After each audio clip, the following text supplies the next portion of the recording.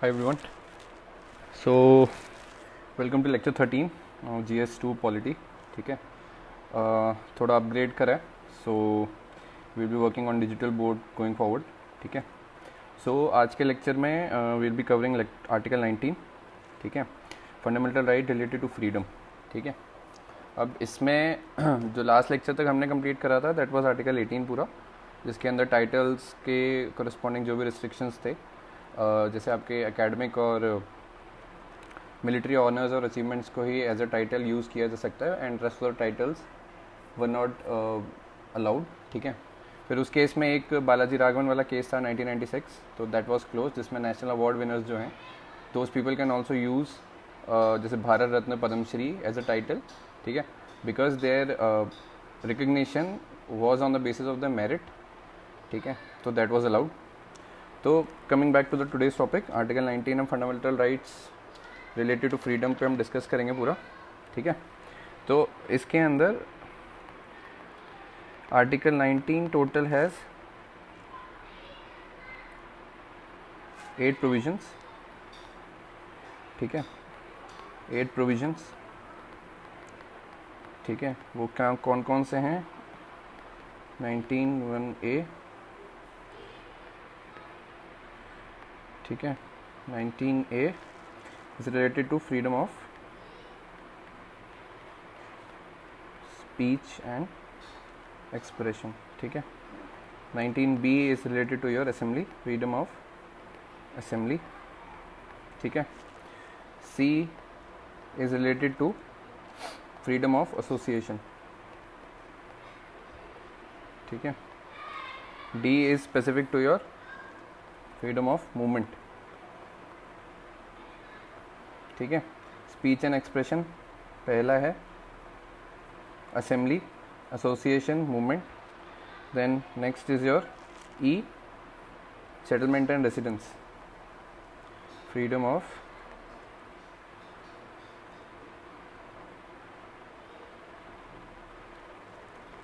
Settlement and movement.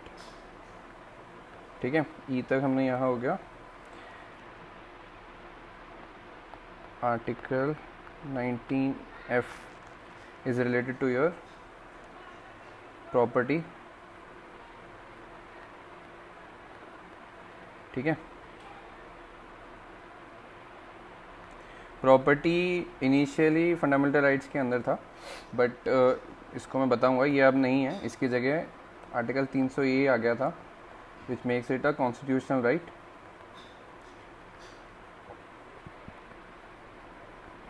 And not a fundamental right. ठीक है. तो ये पहले था बट अब नहीं है ये, बट इनिशियली जो टोटल थे उसमें अंदर ये था राइट, फ्रीडम ऑफ प्रॉपर्टी. ठीक है. Then you have 19(g) which is specific to vocation which means work. ठीक है. तो ये आपके इनिशियली आर्टिकल 19 के सब पार्ट्स हैं, सब प्रोविजंस हैं, जिसके अंदर पहला आपका freedom of speech and expression है, जो हम कहने सुनने की बात का फ्रीडम हम सबको मिला हुआ है as a citizen. That is enabled through article 19(a). ठीक है. आर्टिकल 19 प्रोविजन बी के तहत असेंबली. इसके अंदर आपका जो मेन पार्ट है that is formation of cooperative society. Cooperative society.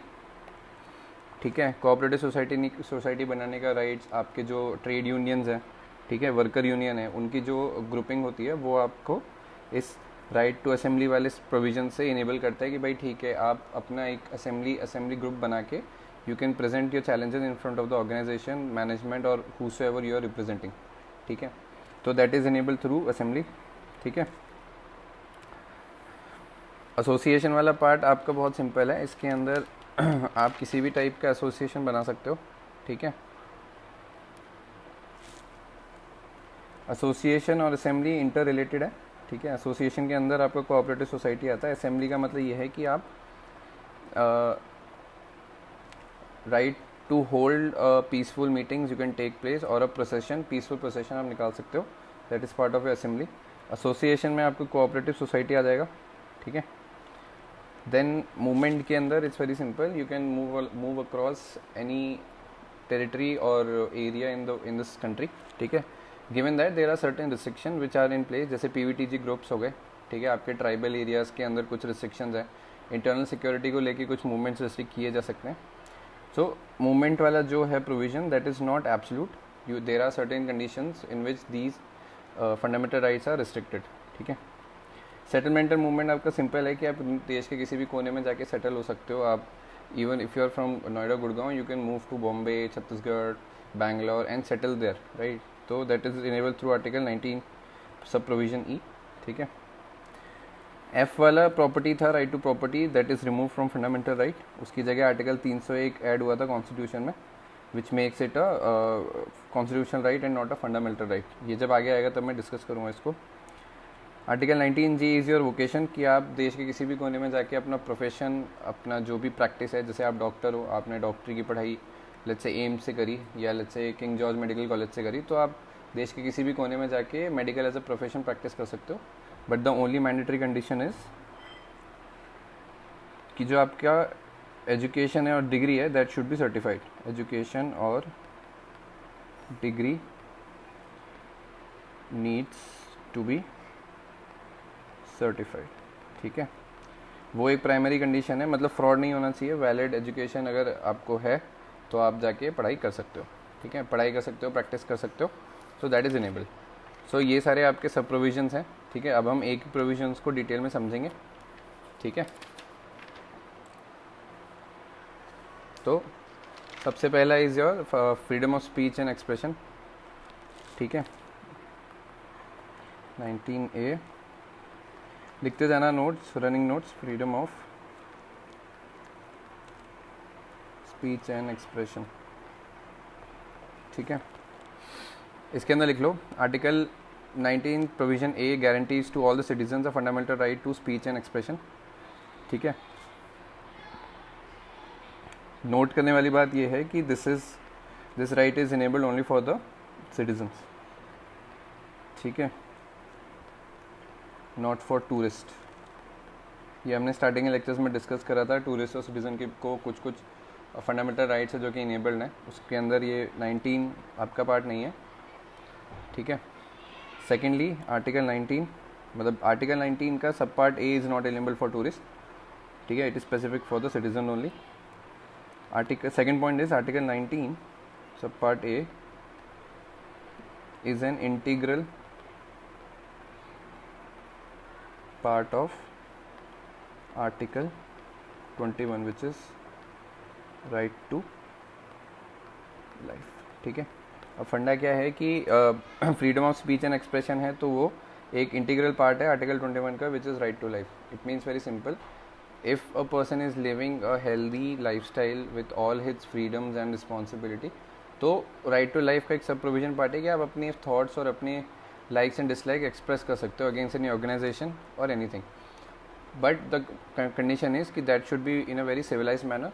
It should not provoke any communal tension. At the same time it should not provoke the citizens to take arm or to take law into their hand, ठीक है. तो article 19 sub part A is an integral part of article 21, ठीक है. Right to life लिख लेना. Next right. After Article 21, Article 19 Subpart A has undergone the most liberal interpretation at the hands of Supreme Court. Supreme Court में सबसे ज़्यादा discuss होने वाले दो ही आर्टिकल्स हैं जिसके पीछे मल्टीपल इंटरप्रिटेशंस थे. One is your article 19 Subpart A and another is your article 21, ठीक है. तो प्रीलिम्स में क्वेश्चन पूछा जा सकता है कि फंडामेंटल राइट्स में ऐसे कौन से राइट्स हैं तो सबसे ज़्यादा बार जिस पे मंथन किया गया है या जिस पे सबसे ज़्यादा डिस्कशन हुआ है सुप्रीम कोर्ट के अंदर. So the answer is article 19 Subpart A and article 21, ठीक है. Next right. ये वाला जो पॉइंट है इंटीग्रल पार्ट वाला, this statement was given by supreme court only. So you just write supreme court held that the right under article 19 Subpart A is an integral part to right to life which is article 21, ठीक है. Now right to speech and expression के जो forms होते हैं that differs from person to person और the action that they do, ठीक है. So इसमें लिखो next point, right to speech and expression has following meaning, ठीक है। तो not only it's should be verbal, जो आप एक्शन करते हो, जो आप कोई प्रोसेस बना रहे हो या पार्ट बना रहे हो, एक्शन आप कर रहे हो, या जो वर्ड्स आप बोल रहे हो, राइट कर रहे हो, everything comes into speech and expression, freedom of speech and expression. तो इसके अंदर जैसे for example if you are hosting your national flag, hosting your national flag, ठीक है, ये भी एक तरीके का पार्ट है, मतलब which signifies your freedom of expression in speech and expression, ठीक है। Hosting the flag to show love towards your nation as a freedom of expression, flag to show love and freedom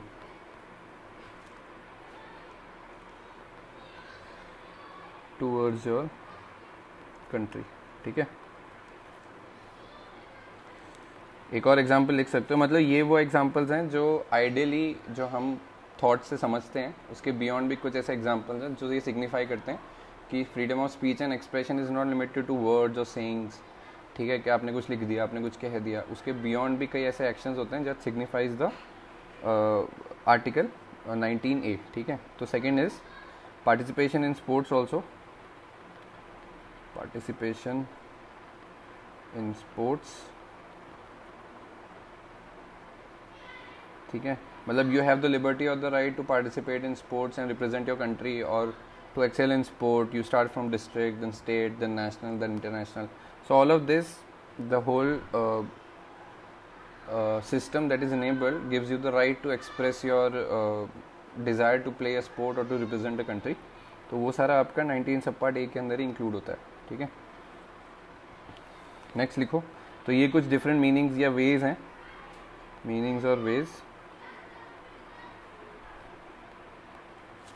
to represent a country, ठीक है, two way to express freedom of speech and expression, ठीक है। अब next लिख लो,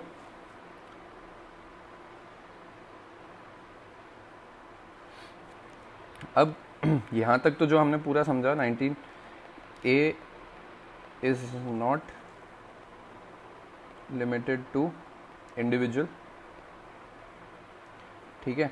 इसका क्या मतलब है, इसमें लिखो आगे, article 19 sub part A not only give right to the citizen to express his opinion but also to express opinion of others, ठीक है। इसका क्या मतलब है, नेक्स्ट में लिखते हैं इसको, 90 not only give right to express individually but for others also, ठीक है। इसका क्या मतलब है, फॉर एग्जांपल आपने देखा होगा जो सुप्रीम कोर्ट्स में PIL लगते हैं किसी सोशल ग्रुप्स को लेके या upliftment of any social class, तो वो सारी चीज़ें भी इसके अंदर कंसिडर होती हैं, ठीक है। फॉर एग्जांपल योर PIL और इवन पेटिशन फॉर एनिमल्स, ठीक है। हमने कई बार देखा होगा कि पेटिशंस मतलब एनिमल्स के सपोर्ट में, जैसे स्ट्रे डॉग्स को अगर उनके मेनेस को रिस्ट्रिक्ट करने के लिए people come together and you know voice their opinion कि government needs to take some action so that the dogs और the stray dogs should not get harmed, but जो उनके अटैक्स वगैरह हैं ह्यूमंस पे that needs to be minimise, ठीक है। तो वो उनके बिहाफ पे they can also file a petition. PIL तो इज़ अ वेरी वैसे कॉमन फॉर्म विच मीन्स इसमें आप किसी के बिहाफ पे आप कोई भी केस डाल सकते हो कोर्ट में, कोई सोशल अनजस्टिस हो रहा है, कोई सोशल प्रैक्टिस ऐसी हो रही है, ठीक है, तो that can be dropped in the court, ठीक है। तो PIL का वैसे फुल फॉर्म ही यही होता है, पब्लिक इंटरेस्ट लिटिगेशन, ठीक है।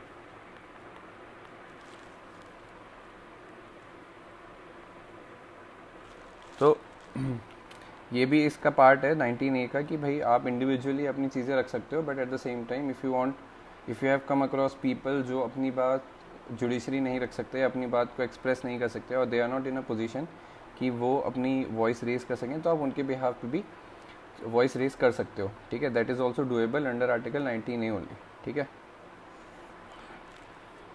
इसके अंदर कुछ एग्जांपल्स और हैं, जैसे आप ओल्ड एज के लिए भी आप रेज कर सकते हो, ठीक है। देन यू हैव बेगर्स के लिए भी आप अपनी तरफ से मतलब उनके बिहाफ पे वॉइस रेज कर सकते हो, जुडिशरी में पिटीशन लगा सकते हो, कोई केस फाइल कर सकते हो, कोई ब्लॉग चला सकते हो, कोई न्यूज़ आर्टिकल पब्लिश कर सकते हो, कुछ लिख सकते हो, कुछ चंदा इकट्ठा कर सकते हो उनके बेटरमेंट के लिए। Everything comes under your article of मतलब fundamental right of speech and expression, ठीक है।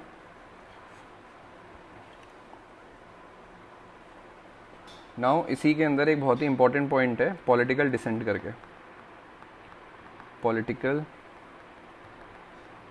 डिसेंट। इसके अंदर लिखो the right article 19 sub part A also includes political dissent which means right to differ from the views of government which are related to development and eventually enhances multi party democracy, ठीक है। अगर आपको government का कोई practice या government की policies मतलब if you are not happy with the policies और the decision taken by the government, you have the right to express your dissent, ठीक है। Policies let's say are not in your favour, ठीक है, और you don't like governance, then in this case you have the right to show dissent। But ये सारी चीज़ें ना civilised वे में होनी ज़्यादा ज़रूरी है। That doesn't give you the right कि आप गाली गलौज करो या उल्टा सीधा कहना स्टार्ट करो। आपको अपनी बात रखनी है, you just convey the point, ठीक है, कि ये और eventually voters have the biggest power, the vote that they cast, through that only they can express it in a very strong form कि बॉस आपका काम is not acceptable and there is a scope of improvement or not, ठीक है। all those things can be taken care of at the time of votes only, ठीक है। तो that needs to be included at the same time। इस right की वजह से आपका जो मल्टी पार्टी डेमोक्रेसी है कि जैसे आज जो रूलिंग गवर्नमेंट है उसका काम अगर आपको पसंद नहीं आया तो you have other national parties also जिनको आप वोट करके पावर में ला सकते हो, ठीक है। So that is the vibrant colour of democracy India upholds, right. तो this is your political dissent point, this also comes under article 19A। अब इसमें एक और पॉइंट है, RTI जो थी, राइट टू इंफॉर्मेशन, ठीक है, इसका जो रिलेशन था 19A में that was concluded by supreme court, ठीक है। What supreme court stated that, लिख लो, supreme court and RTI as fundamental right 19A, ठीक है, लिख लो। Supreme court hold that RTI is a fundamental right under article 19 subpart A as it helps in expressing, however, ठीक है, however it is the RTI Act of 2005 which tells the procedure to access the information, ठीक है। Supreme court ने दो process clarify कर दी कि भाई RTI जो है is a fundamental right under 19A, ठीक है। At the same time RTI Act 2005 it states or it shows the process to gain the required information, ठीक है। तो सुप्रीम कोर्ट का ही वर्डिक्ट था कि भाई RTI is a fundamental right under article 19A and later RTI act of 2005 it clearly it shows us the process to gain the required information, ठीक है।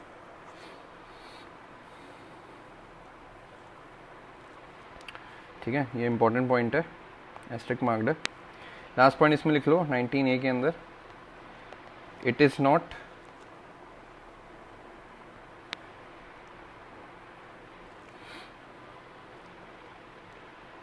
it is not limited to the boundary, ठीक है, लिख लो इसमें, freedom of speech and expression is not limited to the boundary of the countries and the citizen enjoys the right even while travelling abroad, ठीक है।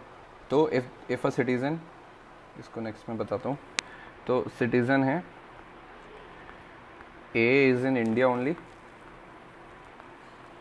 And B is in let's say USA, ठीक है, in terms of fundamental right, क्योंकि दोनों ही citizen है, ठीक है, तो इस केस में आपका जो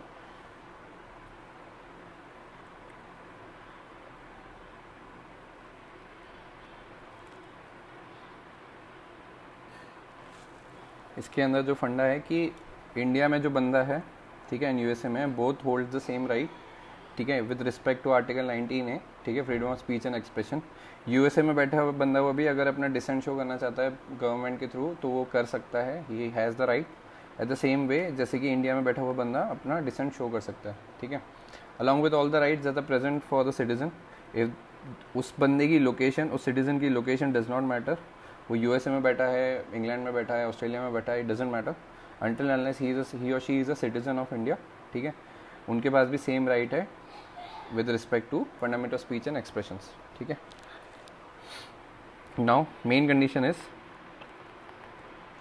every fundamental right, freedom of speech and expression is not an absolute right, इसको अलग से है, ठीक है, absolute right, ठीक है। एब्सोल्यूट राइट का मतलब क्या है कि अगर आर्टिकल 19 सब पार्ट लिखा हुआ है, इसका मतलब ये नहीं है कि फ्रीडम ऑफ स्पीच और एक्सप्रेशन के बेसिस के, मतलब लिखा हुआ है freedom of speech and expression, तो आप कुछ भी तांडव करोगे देश में, ठीक है, या किसी को कुछ भी बोलोगे, you don't have the right to abuse anyone, you don't have the right to promote communal hatred, you don't have the right to gather people and do violence, you don't have the right to take laws into your own hand, या mob lynching, all those things are not allowed, ठीक है। Freedom of speech and expression में आप किसी के religious sentiments hurt नहीं कर सकते, ठीक है। So all these things needs to be taken care of, which makes it conclude कि freedom of speech and expression is not an absolute right, ठीक है, एक सब्जेक्टिव नॉर्म है, ठीक है। अगर आपको गवर्नमेंट के पॉलिसीज पसंद नहीं है तो आप उसके शो, मतलब उनके अगेंस्ट डिसेंट शो कर सकते हो, but that doesn't give you the right कि आप जाके किसी भी पॉलिटिकल पार्टी, किसी भी political leader, anyone who is holding a constitutional position, आप जाके उनको गाली गलौज करना स्टार्ट कर दोगे, ठीक है, दैट इज़ नॉट एक्सेप्टेबल। तो इसमें लिख लो fundamental freedom of speech and expression, fundamental right is not absolute, rather a restricted right which can be restricted on the ground of security, ठीक है। What are the grounds, question आ सकता है, what are the ground on the basis of which freedom of speech and expression can be restricted. So security of nation, security of India, ये ground हो सकता है, ठीक है। आप फ्रेंडली रिलेशन विथ कंट्री, ठीक है, आप freedom of speech and expression के बेसिस पे, लेट्स से श्रीलंका है, India holds a very warm and friendly relation with Sri Lanka, but आप उस कंट्री के अगेंस्ट कुछ भी अनाप शनाप लिख रहे हो, ठीक है, तो वो चीज़ रिस्ट्रिक्ट करी जाएगी, because eventually that will impact diplomatic relation between the two countries, ठीक है, और कंट्रीज़ का relation eventually people to people relation ही होता है, because the policies are meant to promote each others development, ठीक है। उस केस में जाके अगर आप, जैसे कोई न्यूज़ आउटलेट है, ठीक है, कोई XYZ न्यूज़पेपर है, वो कुछ भी उल्टा सीधा आर्टिकल छाप रहा है without any credibility against Sri Lanka, ठीक है, तो वो चीज़ needs to be restricted, because ऐसा नहीं है कि आप information, freedom of speech and expression के बेसिस पर आप कुछ भी लिखोगे, कुछ भी छापोगे, ठीक है। तो friendly relation with the country, उसके बेसिस पे आपकी ये freedom of speech and expression restrict करी जा सकती है। Then you have morality and decency of the society, ठीक है। देन डिफेमेशन, किसी के अगेंस्ट उल्टा सीधा कहना बिना किसी कॉन्क्रीट प्रूफ के, एंड कंटेम्प्ट ऑफ कोर्ट, ठीक है। इन सारे कंडीशंस के बेसिस पे आपका freedom of speech and expression can be restricted, जिसके अंदर सिक्योरिटी ऑफ इंडिया है, friendly relation with any country है, ठीक है। मोरालिटी एंड डिसेंसी मतलब वही है कि जैसे you can't abuse women, you can't abuse any elders in public, ठीक है, आप वुमेन के अगेंस्ट कोई भी ओछी बात नहीं कर सकते, कोई भी गलत बात नहीं कर सकते, ठीक है। There is a decorum to maintain in the society, not only personal but in professional या public life also, you should have the decency to make sure कि आप की बात कन्वे हो जाए, बट वो सोसाइटी का डेकोरम जो है वो मेंटेन रहना चाहिए, तो मोरालिटी एंड डिसेंसी के अंदर और उसके बेसिस पे वो रेस्ट्रिक्ट किया जा सकता है if you are abusing any one on public platform, if you are abusing any religion, if you are abusing woman, ठीक है। इन सारे बेसिस पे आपका जो फ्रीडम ऑफ स्पीच और एक्सप्रेशन है वो रेस्ट्रिक्ट किया जा सकता है। हेंस जो फंडामेंटल राइट है, ये वाला प्रोविजन सब पार्ट ए, वो it's not absolute, it is very subjective and relative, ठीक है। तो ये कुछ कंडीशंस हैं जिसमें morality and decency of the society हो गया, डिफेमेशन का हो गया, ठीक है। किसी के खिलाफ आप कुछ भी आपत्तिजनक बात बोल रहे हो और उसने अगर आप पे डिफेमेशन केस ठोक दिया, तो कोर्ट कह रहा है कि भाई आप अब इस XYZ पर्सन के अगेंस्ट कुछ भी बोल नहीं सकते, विच इज़ अनसिविलाइज, तो that needs to be restricted. And contempt of court तो है ही, ठीक है। So all these conditions makes you understand the sub provision. Article 19A का पूरा आपका जो था वो इसमें है। तो since this is a very first video, so I will be posting this short video so that I can have the feedback.